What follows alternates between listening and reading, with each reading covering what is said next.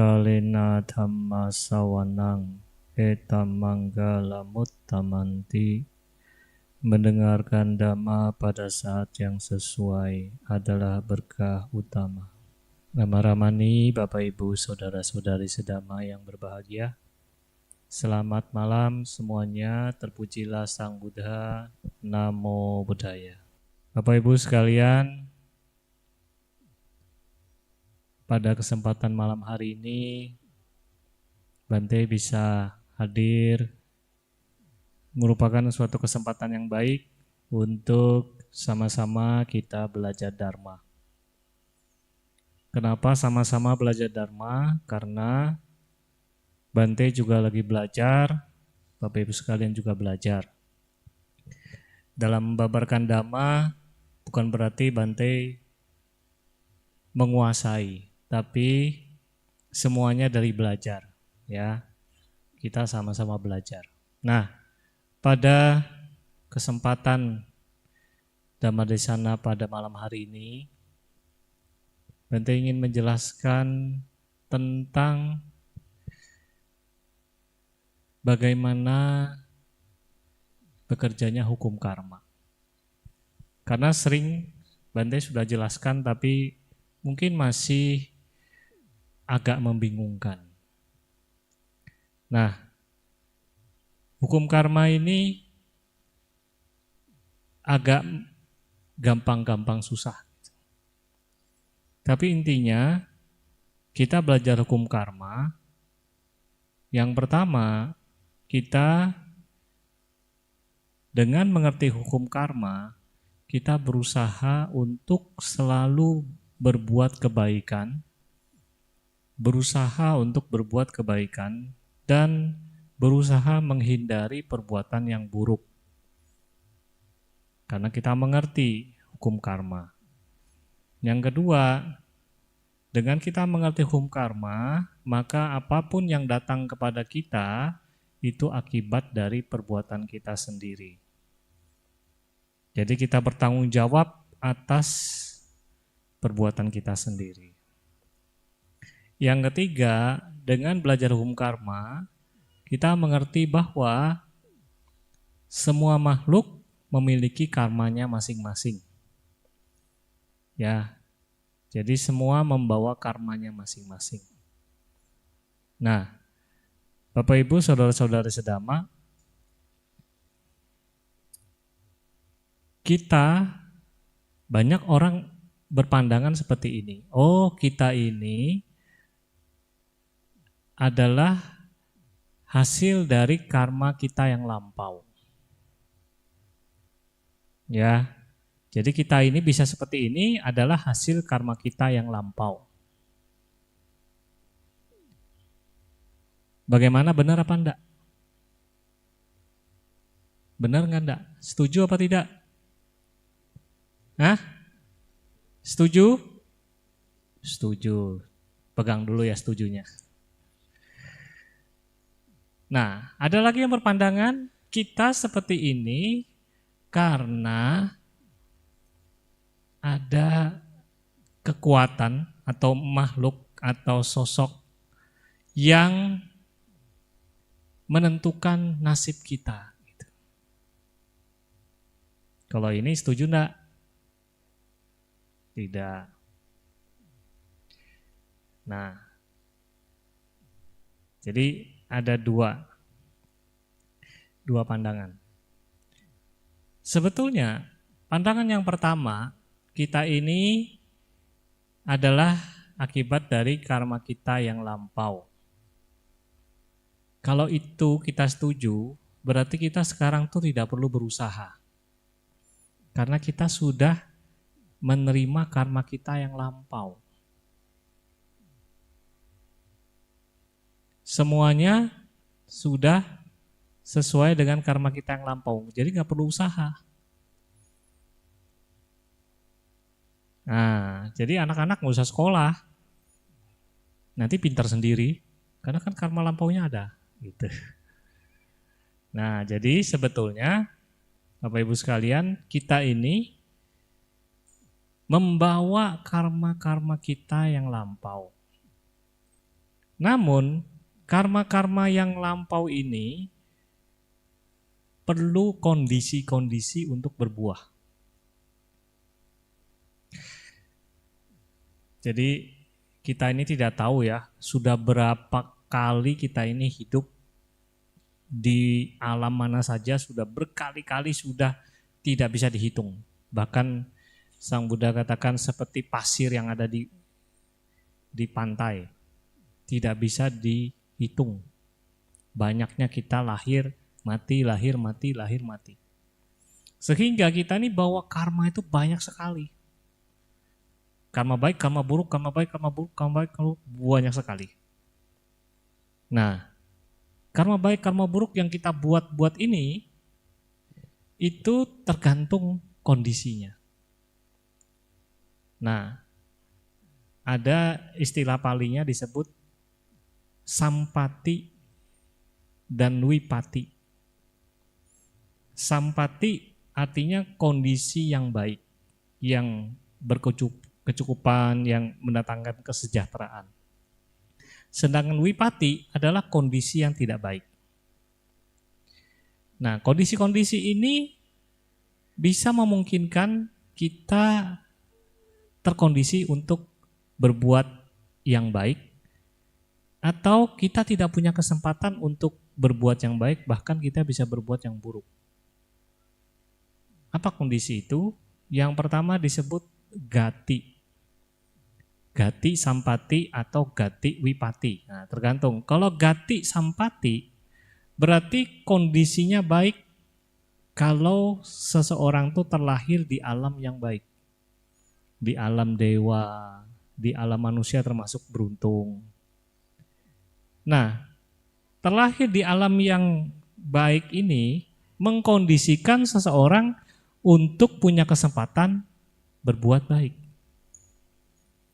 Sedangkan kalau gati wipati, orang itu tidak punya kesempatan karena dia terlahir di alam apaya. Alam peta, kelaparan. Yang dipikirin lapar, makan terus. Bagaimana mau berbuat baik? Tidak sempat. Bahkan terlahir di alam binatang. Mungkin lahir jadi anjingnya wihara. Gitu. Punya kesempatan di wihara. Tapi dia tidak mengerti. Apalagi kita lihat binatang buas. Dia membunuh makhluk lain. Nah itu dia buat karma buruk. Jadi dia tak punya kesempatan berbuat baik, bahkan terkondisi untuk melakukan hal yang buruk. Nah ini namanya gati sampati. Nah kita ini masih beruntung karena kita lahir di alam manusia. Ya, ini keberuntungan yang pertama. Gati sampati. Yang kedua disebut kala sampati dan kala wipati. Kala sampati itu artinya waktu ya, waktu. Nah, waktu ini macam-macam. Misalnya waktu kita lahir itu, mungkin lahirnya kita di alam manusia misalnya. Tapi kita waktu itu lahir, saat itu lagi kacau dunia. Sedang perang sana sini. Ya kayak kita pernah baca sejarah ya. Perang dunia kedua. Wah itu mengerikan. Kalau kita lahir misalnya di Eropa misalnya. Kayaknya bagus. Tapi pada saat perang dunia kedua. Wah kita bisa tidak tenang hidupnya. Ya, tidak pernah berpikir mau berbuat baik. Maunya menyelamatkan diri saja. Atau lahir di Ethiopia sana yang zaman dulu ya, sekarang udah bagus katanya. Kelaparan aja. Yang dipikirin makanan saja. Atau lahir di tempat kondisinya itu di sana tidak ada ajaran Sang Buddha. Ya, misalnya kalau lahirnya di Rusia misalnya. Tidak ketemu ajaran Sang Buddha. Jadi mau berbuat baik nggak ngerti. Kemarin Bante ada satu umat, anaknya kuliah di Korea. Jadi saya bilang sama ibunya nih, anaknya suruh berbuat baik dong, ke wihara berdana begitu. Apa katanya? Susah cari wihara di sana. Bayangkan Korea itu, kita pikir dulu negara Buddhis ya. Ternyata di Korea, di kotanya itu tidak sulit ketemu. Dia bilang nggak ketemu wihara di mana katanya. Malah ketemunya masjid. Mungkin masjid bangunannya kelihatan gitu ya. Kalau wihara enggak kelihatan gitu. Nah jadi enggak punya kesempatan mau berbuat baik. Nah jadi kala sampati ini adalah di mana kita lahir di tempat yang kita bisa punya kondisi hidupnya tenang, kemudian bisa bekerja dengan baik, ya, tidak pemerintahnya tidak kacau, sehingga kita bisa bekerja, berdagang dan segala macam aman, sehingga kita bisa berbuat baik. Nah, apalagi ketemu ajaran Sang Buddha. Nah, jadi kita sebetulnya sudah beruntung yang kedua. Kita sudah masuk, tadi sudah gati sampati, lahir sebagai manusia, kemudian kala sampati kita kondisinya bagus, ya di daerah atau di tempat yang baik. Nah, yang ketiga disebut upadi sampati, ya upadi sampati, upadi wipati. Artinya apa? Kalau seseorang itu punya penampilan wajah cantik, itu nilai plus gitu. Wajah ganteng, wajah cantik itu nilai plus. Walaupun dia miskin, tapi kalau dia cantik, bisa jadi artis loh dia. Ya. Wajah cantik itu karma baik, ya. Karma baik dia. Yang disebut upadi sampati. Wajah ganteng, wajah baik, cantik, terus punya body yang bagus, misalnya dia bodinya tinggi, wah ini bisa jadi pemain basket nih. Kalau bodinya pendek gak bisa jadi pemain basket. Ya. Nah, kalau orang penampilannya jelek, mungkin sudah jelek, pendek, bau, hidup lagi. Aduh. Walaupun dia kaya, orang juga masih mikir-mikir. Ya. Nah, jadi upadi sampati ini artinya punya penampilan yang baik. Saya kira di sini nggak ada yang parah-parah amat jeleknya ya. Nyatanya masih dapat jodoh. Nah, kan berarti kan masih bisa lah, oke lah. Nah, kalau gati sampati kita nggak bisa rubah. Kita sudah lahir di manusia, itu kita nggak bisa rubah. Saya mau lahir di keluarga orang kaya, nggak bisa, ya kan? Kemudian kalau kita lahir di tempat yang tidak sesuai, itu masih bisa kita rubah. Kita bisa pindah. Ya, waduh, saya di sini nggak punya kesempatan berbuat baik. Di sini maling semua. Waduh. Dagang bohong terus. Gimana di sini bisa berbuat baik? Banyaknya berbuat buruk. Aduh, nggak cocok di sini. Saya pindah aja. Cari tempat yang sesuai. Nah, kalau upadi sampati bisa dirubah nggak? Bisa, kan sekarang bisa ke Korea operasi plastik. Bisa. Nah, Bapak Ibu sekalian, sebetulnya yang lebih penting itu yang keempat. Disebut payoga sampati. Kalau orang punya payoga sampati, kondisi-kondisi payoga ini, maka dia sekarang ini hidupnya lebih baik.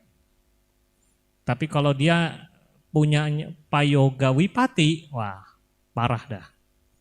Apa maksudnya payoga sampati?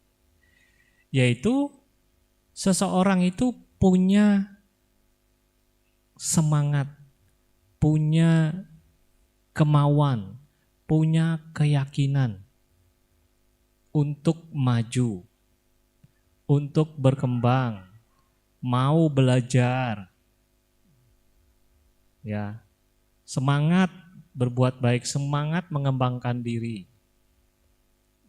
Nah, itu kalau dia semangat berbuat baik, semangat mengembangkan diri, semangat belajar, maka karma baiknya dia akan mengikuti dia. Karma baik mulai terbuka. Tapi kalau dia mengembangkan payoga wipati, malas, mudah tersinggung, pemarah, wah itu dia membuka karma buruk. Karma buruknya terbuka, maka yang datang karma buruk semua. Nah, jadi kesimpulannya Bapak Ibu sekalian, kita ini membawa karma baik, karma buruk yang kita tidak tahu berapa banyak karma baik kita, berapa banyak karma buruk kita, berapa parah karma buruk kita, dan berapa bagusnya karma baik kita tidak tahu. Tapi yang penting sekarang, kita belajar karma itu adalah sekarang. Yang disebut payoga sampati. Ketika kita mengembangkan keyakinan, semangat, usaha, kedermawanan, sila, kemoralan, kebijaksanaan, maka dengan kita memberikan kondisi-kondisi yang baik yang disebut kusala kama, maka karma-karma baik yang kita bawa itu terkondisi untuk berbuah. Tapi kalau kita mengembangkan payoga wipati, malas, mudah tersinggung, pemarah, iri hati, maka kondisi-kondisi karma buruk yang kita bawa itu cenderung terkondisi untuk berbuah. Nah, jadi kenapa kalau kita ada orang itu dapat karma buruk misalnya, maka untuk dia bisa cepat keluar dari karma buruknya, dia harus banyak berbuat baik. Di samping berbuat baik, dia harus berpikir bijaksana. Sehingga karma buruknya tidak bertambah gitu, atau karma buruk yang mengikuti dia itu tidak terkondisi untuk berbuah lebih banyak. Ya. Nah, kalau misalnya ada karma buruk yang sangat berat sekali, jadi di perbuatan baik bagaimanapun tidak bisa menutup atau menghilangkan karma buruk yang sudah diperbuat, tapi paling tidak mengurangi. Contohnya adalah Raja Ajatasattu. Raja Ajatasattu, dia membunuh ayahnya, Raja Bimbisara. Setelah dia membunuh, dia merasa menyesal. Karena merasa menyesal, dia menebusnya dengan cara berbuat baik.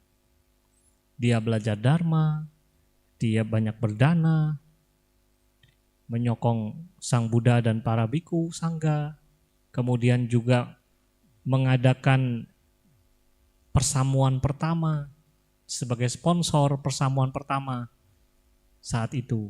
Jadi perbuatan baiknya sangat besar. Sehingga diramalkan ketika dia meninggal, dia tetap lahir di alam neraka. Tapi bukan neraka yang paling bawah. Yang naik level lah. Nerakanya tidak terlalu panas mungkin ya. Derajatnya nggak terlalu panas. Tapi tetap aja dipanggang di situ. Dan setelah dia selesai karma buruknya di neraka, dia akan menjadi Paceka Buddha. Nah, itu karena dia berbuat karma buruk yang besar, tapi dia menambah dengan perbuatan baik. Jadi kalau ada yang bertanya, Bante bisa nggak ya kalau kita dapat karma buruk, terus kita buat karma baik, bisa nggak ya membantu supaya karma buruknya bisa cepat selesai? Bisa, tapi tidak dijamin. Bisa, tapi bukan pasti bisa. Kalau pasti bisa, nanti Bapak Ibu sekalian coba, ternyata nggak berhasil, Bante dicari nih. Katanya Bante bilang pasti bisa. Bisa, tapi tidak jamin, tidak pasti. Kenapa? Karena Bapak Ibu sekalian, suatu akibat itu tidak satu sebab. Ingat ya, satu akibat tidak disebabkan oleh satu sebab. Satu akibat disebabkan oleh banyak sebab. Jadi misalnya kita dapat mungkin naik motor ditabrak orang misalnya. Itu karma baik apa karma buruk? Karma buruk kan? Apakah itu gara-gara kita dulu mungkin pernah buat karma buruk sehingga sekarang dapat karma buruk? Salah satunya. Ya, salah satunya. Ingat, salah satunya. Kenapa? Karena ada salah 2, salah 3, salah 4 dan banyak. Kenapa? Pada saat kita naik kendaraan, kita hendak hati-hati. Lagi melamun. Itu kondisi yang bisa memungkinkan kita kecelakaan. Saat kedua kondisinya, saat itu jalannya ramai. Kita jalan di situ, nah ada kemungkinan bisa kecelakaan. Jadi banyak sebabnya sehingga kita bisa kecelakaan. Salah satunya adalah akibat dari karma buruk kita. Nah, ada Bapak Ibu sekalian nih cerita ya. Ada orang kena sakit kanker. Sakit kanker, karma baik, karma buruk. Karma buruk kan? Pasti.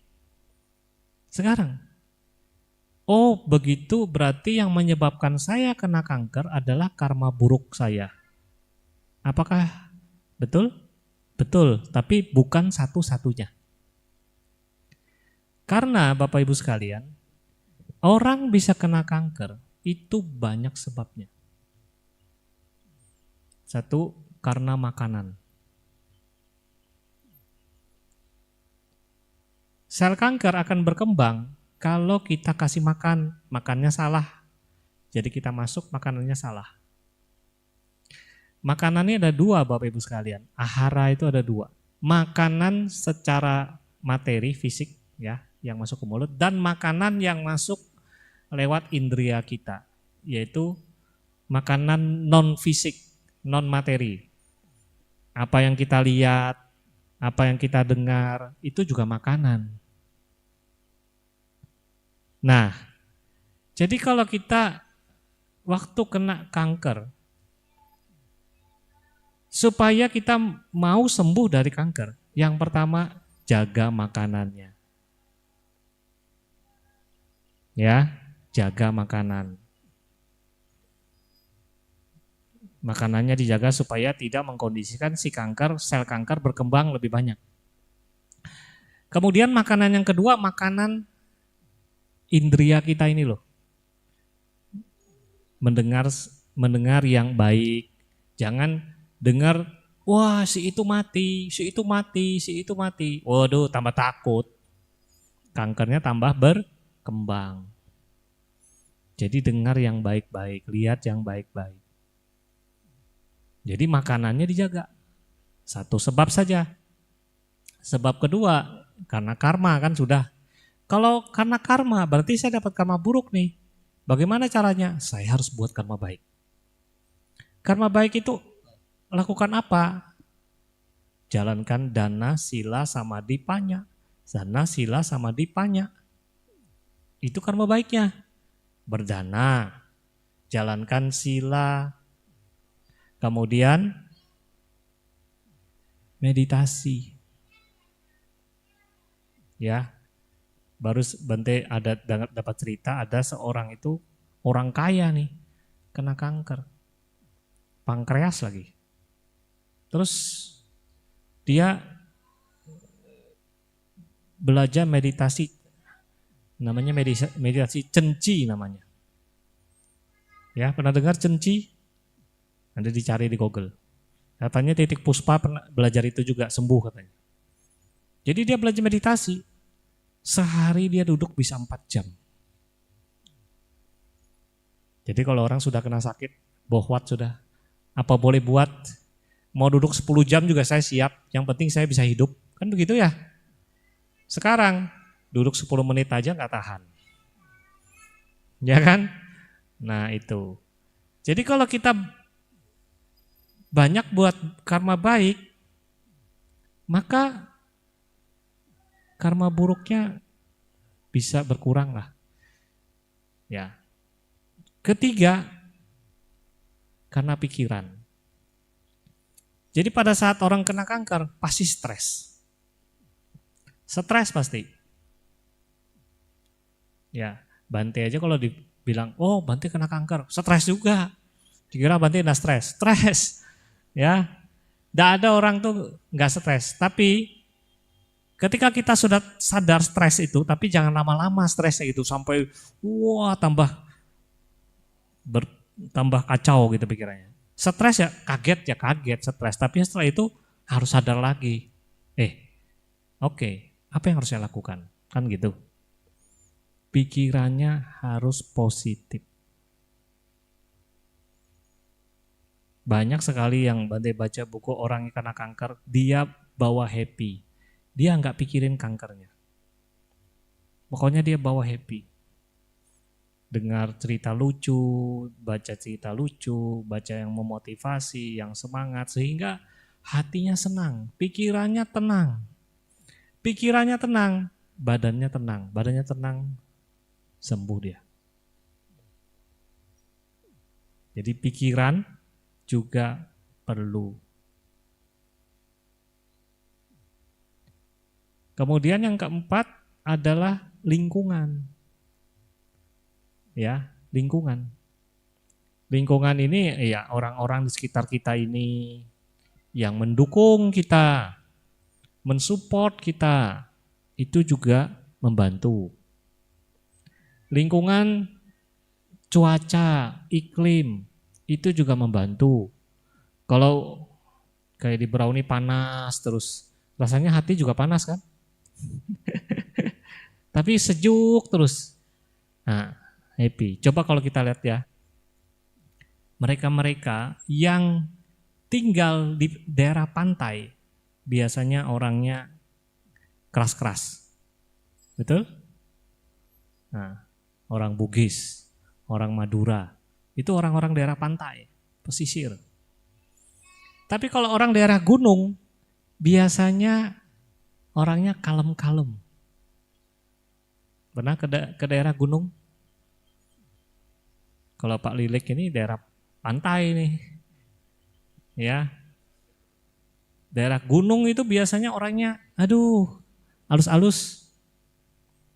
Soalnya cuacanya dingin, jadi mau marah tuh nggak bisa gitu. Adem katanya. Ya. Nah, jadi cuaca mengkondisikan kita juga. Nah, dari sini Bapak Ibu sekalian, kalau kita mengerti ternyata sebab itu banyak, kita bisa merubah nasib kita yang sekarang ini bisa menjadi lebih baik. Bante juga pernah tanya sama peramal. Jadi ada seorang peramal. Bukan tanya sih, ada baca bukunya tuh. Peramal numerologi. Jadi tanggal lahir kita itu dihitung gitu, nanti dihitung, oh nasib kamu ini hokinya begini, ini udah hoki lah apa segala macam, dihitung semua. Terus ditanya, di situ dijelaskan, ramalan ini tidak 100% benar. Semuanya itu tergantung kita.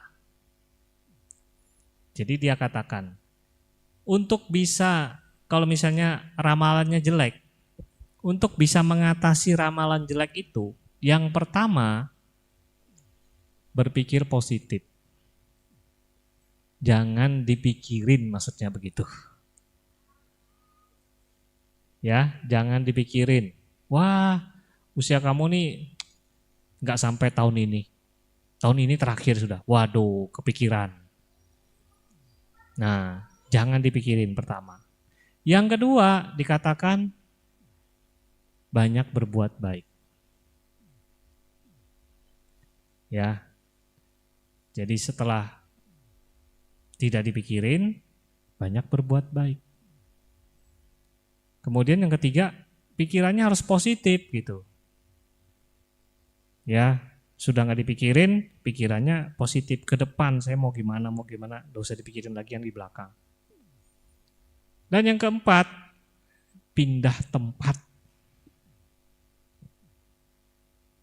Kalau pernah dengar kan, kalau orang disantet katanya, oh supaya hilang kekuatan santetnya, pindah seberangi pulau lautan katanya, hilang santetnya katanya. Kan begitu ya? Nah ternyata karma itu juga, nasib itu juga bisa berubah kalau kita pindah tempat. Betul lah Hendra ya? Ini Hendra kan pindah tempat ya.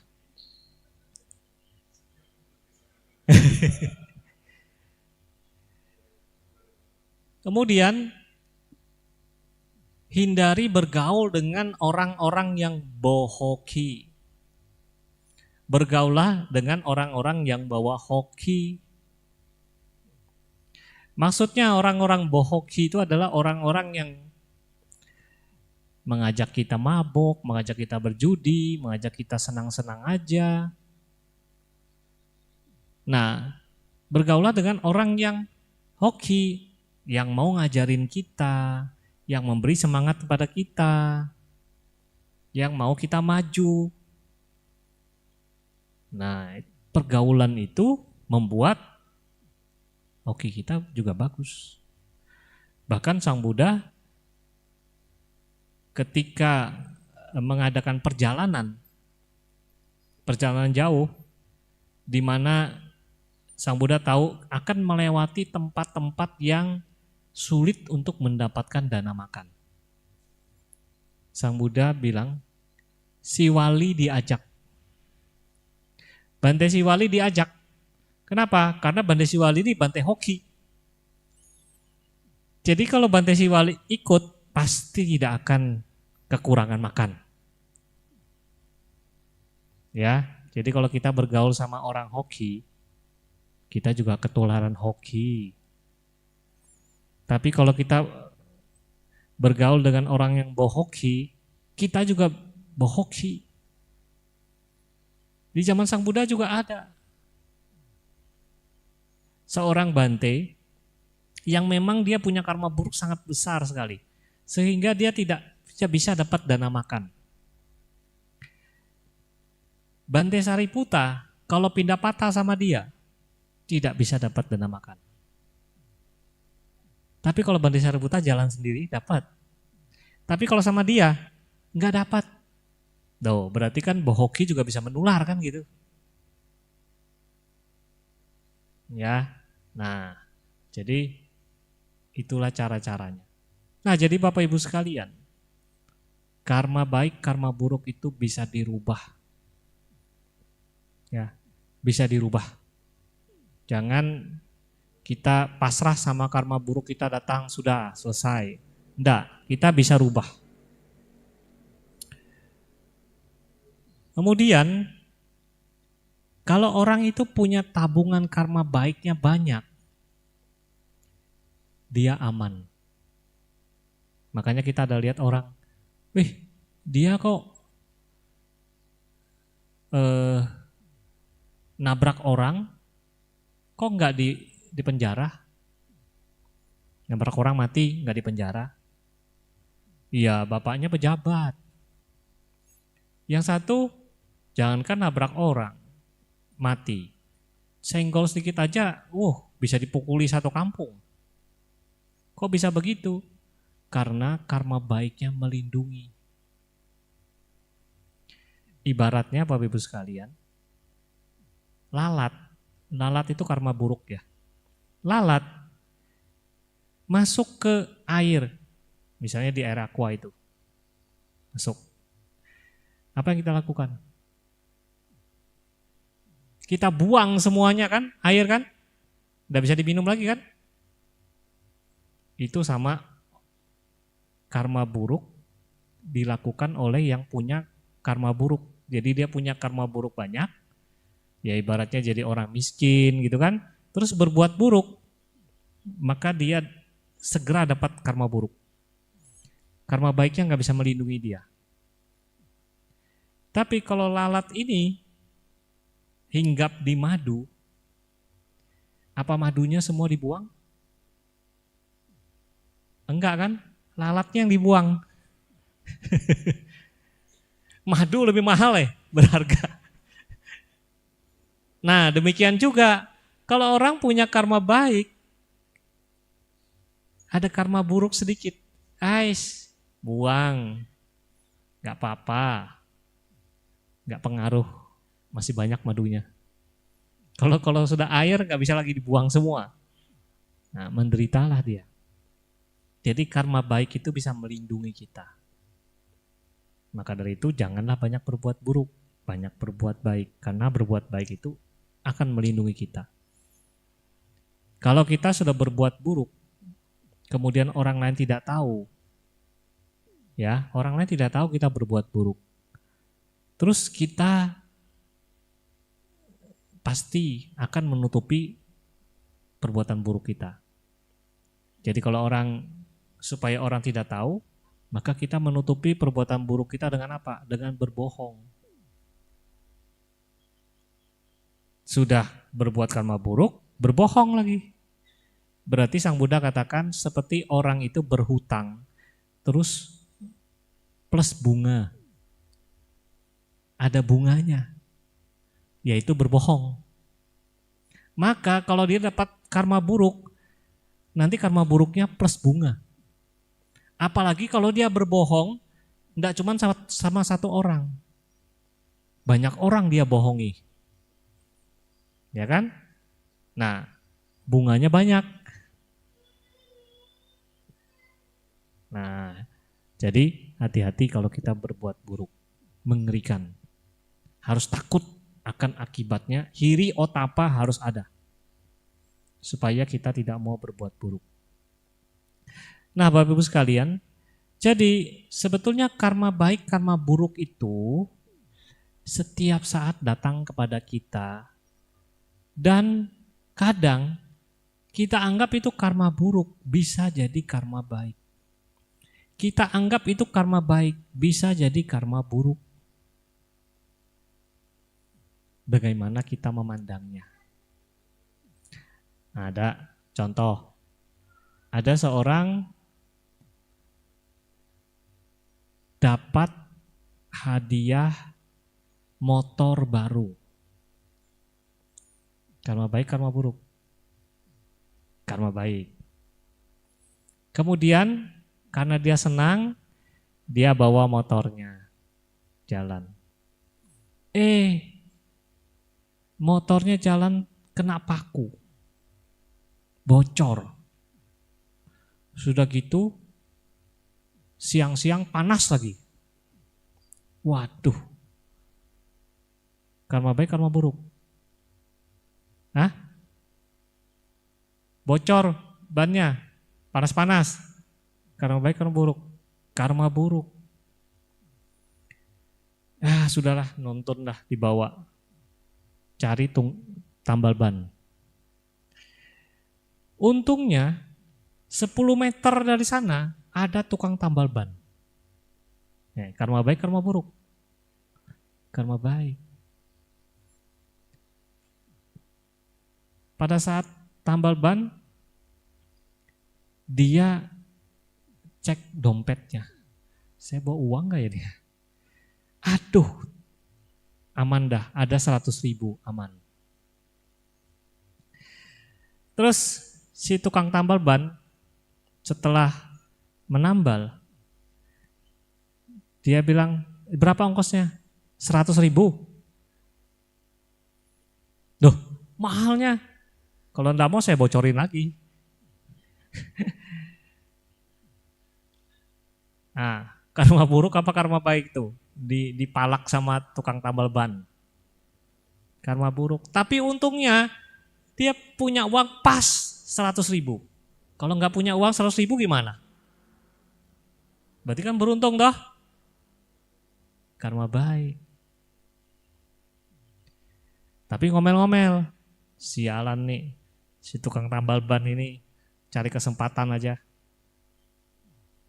Habis itu dia jalan. Di perjalanan sampai di satu tempat yang dia lewati, ternyata di sana baru saja terjadi kerusuhan. Sepeda motor dibakar, mobil dibakar. Tapi udah selesai. Coba kalau dia tadi tidak bocor bannya. Mobil motornya bisa dibakar sama orang. Berarti karma Jadi dari cerita ini sebetulnya kita bisa mengambil kesimpulan bahwa kita harus berbahagia dengan apa yang ada sekarang. Apapun itu, syukuri atau berpuaslah dengan apa yang sudah dimiliki. Berbahagialah dengan apa yang ada. Karena kalau kita berbahagia dengan apa yang ada, itu jadi karma baik. Kita anggap itu karma baik. Bisa datang ke wihara, karma baik, karma baik. Jadi ke wiharanya dengan senang hati. Bukan karena terpaksa, ada Bante, nanti saya dicari Bante kalau saya nggak datang. Ya kan? Nah, jadi ke wihara jadi terpaksa, nah karma baiknya kurang dong. Jadi lakukan dengan senang. Senang dengan apa yang ada. Berbahagialah dengan sekarang. Dan kita tahu begitu dapat karma buruk, kita harus berpikirnya begini Bapak Ibu sekalian. Ketika dapat karma buruk, dapat kecelakaan, dapat musibah, dapat apa saja yang tidak nyaman gitu. Tanya sama diri sendiri. Pelajaran apa yang bisa saya dapat dari peristiwa ini? Cari hikmahnya kan gitu kan. Pelajaran apa ya? Bante dapat WA tuh dari satu umat. Bante, tolong parita apa ya Bante supaya saya ini bisa cepat keluar dari penderitaan saya ini. Kok enggak selesai-selesai penderitaan saya? Sudah saya sakit, nanti suami sakit, nanti utang banyak lagi belum bayar, usaha susah. Apa ya paritanya Bante biar cepat selesai? Saya bilang, paritanya ya Bu ya, inilah saatnya saya bersabar. Ini saya jadi belajar bersabar. Itu paritanya. Jadi kalau dapat, seperti bertubi-tubi masalah, ambil hikmahnya. Pelajaran apa ya? Oh, saya diajari untuk bersabar. anaknya nakal, susah dikasih tahu. Oh, saya diajari bersabar. Ini anak saya, ini guru saya. Ya, ada orang menyakiti kita. Oh, saya baru bisa mengenal diri saya. Ternyata saya bisa marah, saya bisa emosi. Oh, ternyata saya belajar bagaimana mengendalikan emosi saya. Nah, itu semua ada hikmahnya. Jangan lihat karma buruk bukan sesuatu yang musibah, tapi suatu pelajaran. Justru ketika orang tuh dapat susah, di sana dia akan menjadi seorang yang spiritual. Tapi kalau orang tidak pernah dapat susah, tidak dapat masalah, tidak pernah dapat musibah, maka dia lupa diri, tidak spiritual. Seperti yang tadi, kena kanker, suruh meditasi. Mau tidak mau dia meditasi, menjadi spiritual.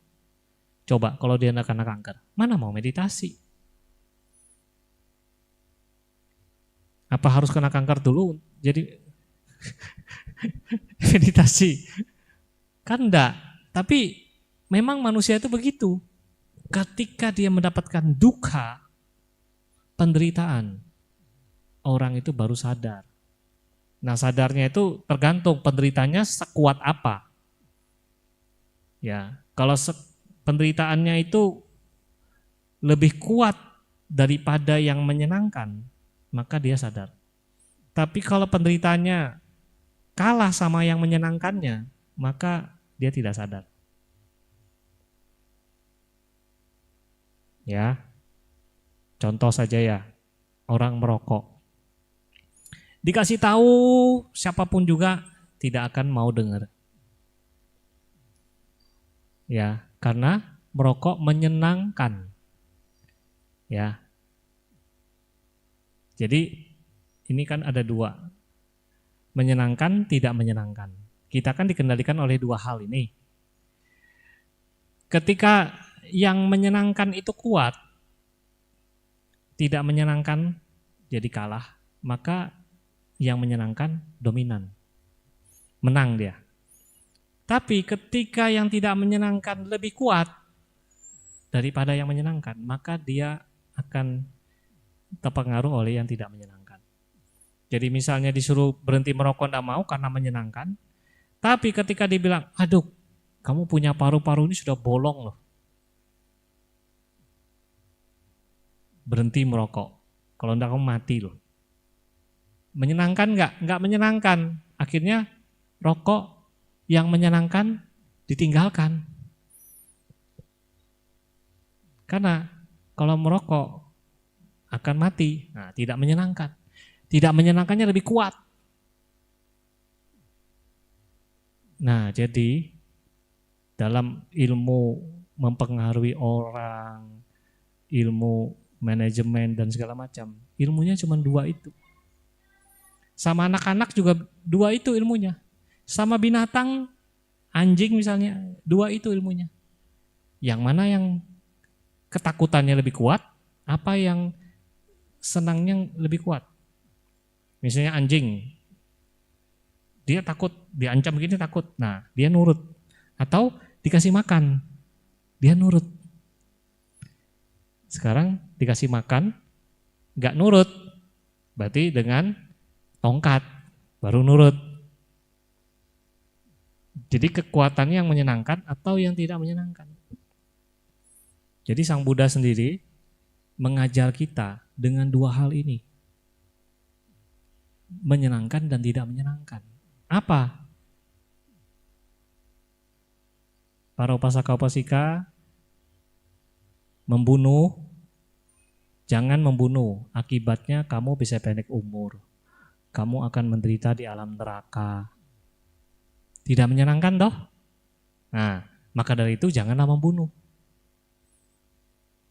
Itu Sang Buddha ajarkan begitu. Agama semua rata-rata begitu. Kalau ke wihara, kamu jadi orang kaya loh nanti. Kalau kamu tidak ke wihara, masuk neraka kamu. Itu kan caranya kan? Membuat orang takut, terus diiming-imingi. Tapi kalau Sang Buddha tidak begitu. Sang Buddha mengatakan, kamu membunuh akibatnya kamu pendek umur. Kamu tidak membunuh, kamu bisa panjang umur. Kamu meditasi, nah kamu bisa tenang. Kamu udah meditasi, pikiran kamu kacau. Jadi antara menyenangkan dan tidak menyenangkan ini kita selalu disetir di situ. Dikendalikan oleh dua hal ini. Ya. Nah, jadi Bapak Ibu sekalian, kalau bicara panjang lebar nanti gak selesai-selesai. Jadi kesimpulannya, mari kita berpikir ke depan.